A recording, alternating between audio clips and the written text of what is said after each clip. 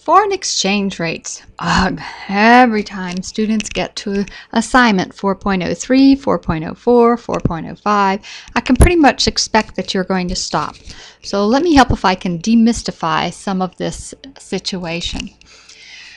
First, let's start with how to draw a foreign exchange graph. This one happens to be a dollar market graph, which is simply a supply and demand graph with different labels on the axes. The horizontal axis will be quantity of whatever money you're comparing. In this case, our quantity is dollars. Now, the vertical axis is a little bit different. I kind of like to think of it as a fraction. The denominator is going to be whatever money is on the horizontal axis, and the numerator will be the money you're comparing it to. Since the question we're going to look at is about Canada, let's look at the Canadian dollar. Once you have your graph drawn, then you can look a little bit deeper. What happens in the dollar market when Canada hosts the Winter Olympics in 2010?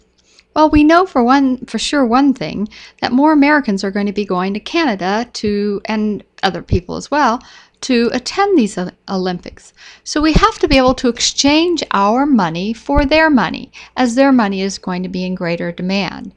What that means is we are going to supply more dollars in the exchange market, and their dollar is going to be in greater demand. If you'll notice, when we look at the price of the dollar, it has decreased or depreciated. When the price of the dollar depreciates, that means it takes fewer foreign dollars to purchase our goods and more of our dollars to purchase their goods. So as a result of the changing value of the dollar, exports would increase and imports would decrease.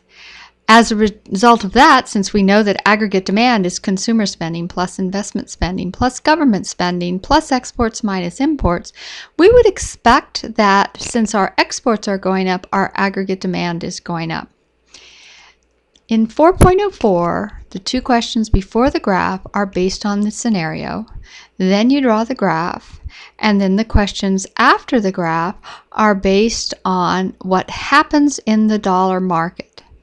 Hopefully this will help you through these important assignments.